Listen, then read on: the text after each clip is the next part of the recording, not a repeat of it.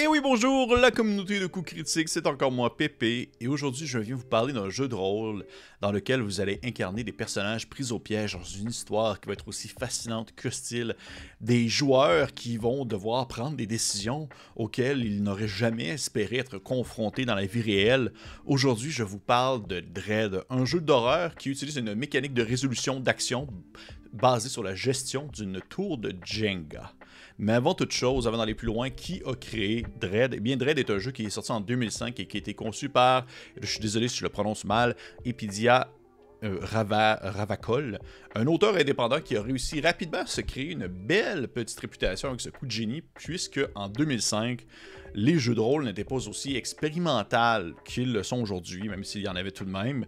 Et surtout aujourd'hui, on en a vraiment beaucoup, mais à cette époque-ci, si on se recule dans le temps, à l'époque, c'était quand même quelque chose d'assez assez nouveau et assez excentrique.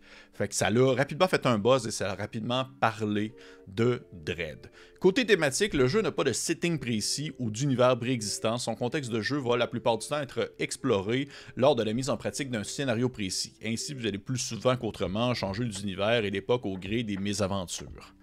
Et je dis mésaventures parce que dans Dread, c'est surtout ça qu'il y a. Vous allez incarner des personnages qui vont lutter pour leur survie à l'intérieur d'un scénario horrible. C'est donc a priori, un jeu d'horreur de survie. Vous êtes peut-être des jeunes pourchassés par un tueur à la hache qui veut vous découper, ou pourquoi pas des scientifiques sur une station orbitale qui tentent d'arrêter une intelligence artificielle devenue complètement folle. L'important, en fait, c'est l'emphase qui va être mise sur l'impression d'un danger quasi constant, mais également sur l'horreur et la tension qui vont en découler. Et de la tension. Il y en a parce que le système de Dread met ça surtout de l'avant. En fait, c'est surtout ça qui va mettre de l'avant. Dans Dread, le mécanique est très simple. Lorsque vous essayez de réaliser une action, eh bien, vous devez tirer un bloc de la tour de Jenga, ou plusieurs, selon ce que le maître de jeu va vous demander, et vous devez ensuite le déposer par-dessus la tour et espérer que le tout tienne en place. Si le tout demeure immobile, votre action est réussie. Par contre, si la tour s'effondre, eh bien là, probablement que votre personnage est soit mort ou hors de la partie. Et pour les gens qui ne connaissent pas vraiment Jenga, eh bien, je suis un peu surpris, mais si jamais, eh bien, c'est une grande tour avec des espèces de cubes, des espèces de rectangles en bois que vous pouvez retirer depuis l'intérieur pour pouvoir, en fait, faire des tours de table et espérer ne pas être celui qui va la faire effondrer. Fait que c'est une question de dextérité, c'est une question aussi de perception spatiale, dextérité, un peu de chance, un peu de tout. Et c'est vraiment cette mécanique-là qui est utilisée dans Dread et qui va, en fait, être... on va dire l'espèce d'épée de Damoclès au-dessus de la tête de votre personnage, parce que si jamais vous ne réussissez pas à faire maintenir la tour debout, eh bien, c'en est fini de votre héros, tout simplement. Ça se limite à ça, et c'est pourquoi est-ce que justement cette impression et ce sentiment-là de danger, parce que la tour, ça va pas être long, vous allez vous rendre compte que ça va devoir être très chambranlant, que ça pourrait s'effondrer à tout moment. Souvent, votre personnage va être défini par des réponses que vous allez, dans le fond, avoir marquées sur une feuille suite à une série de questions que vous allez devoir lire préalablement à la partie.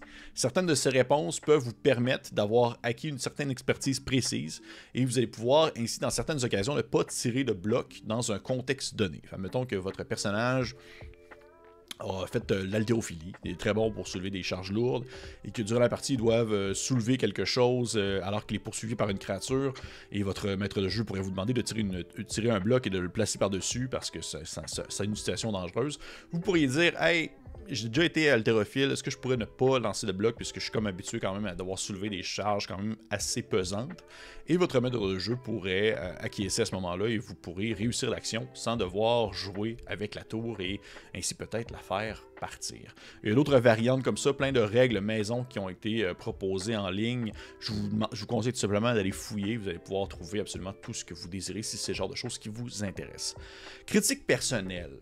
En termes de jeux rapides, en termes de jeux d'horreur, de jeux de convention, de soirée pour un party, j'adore Dread. C'est vraiment une bonne idée qui a été mise en pratique, de cette tension qui monte à mesure que l'histoire avance, au même rythme que la tour de Jenga qui devient de plus en plus instable. Moi, je trouve que c'est du génie et c'est pas rare que pour assurer sa survie, certains personnages vont pousser d'autres joueurs à agir afin que ce soit eux qui tirent la tuile qui ne peut plus maintenir en place la tour en question.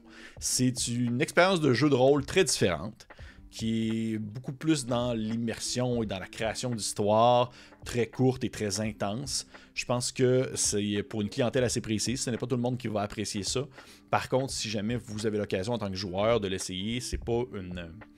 Vous n'allez pas c'est pas une très grande implication. Là. Vous n'allez pas devoir apprendre une pléthore de règles ou devoir concevoir un personnage super complexe. Le but, c'est une partie plaisir, c'est d'avoir du fun, mais aussi de se sentir investi dans autant mécaniquement dans la tour, t'as pas le goût qu'elle tombe, t'as pas le goût de toi en tant qu'être humain qui maintient la tuile de la faire tomber, mais aussi t'as le goût que ton personnage survive dans l'histoire. C'est comme une belle dualité qui va se construire l'une et l'autre sans vouloir faire de mauvais jeu de mots avec une tour de Jenga qui se construit. C'est un excellent jeu que j'adore sortir et modifier à ma propre sauce selon le besoin, selon la situation.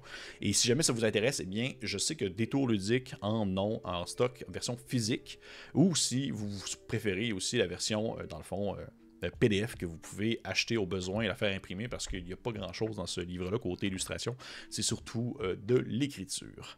Fait que ça ressemble un peu à ça, Jenga, pas Jenga, là, on s'entend, Jenga c'est autre chose, mais c'est quand même bien lié. Ça ressemble un peu à ça, Dread, c'est pas plus compliqué que ça, j'espère que vous avez apprécié ma petite critique, c'est très rapide pour un petit jeu simple, mais vraiment efficace. Si jamais vous l'avez essayé, j'aimerais ça savoir en commentaire, ce genre de choses que vous ne connaissez pas, j'aimerais ça aussi savoir en commentaire, si jamais vous l'avez chez vous, mais vous ne l'avez pas encore essayé, vous cherchez des scénarios, vous pouvez m'écrire, ça va me faire plaisir de vous tourner vers des bonnes ressources à ce sens.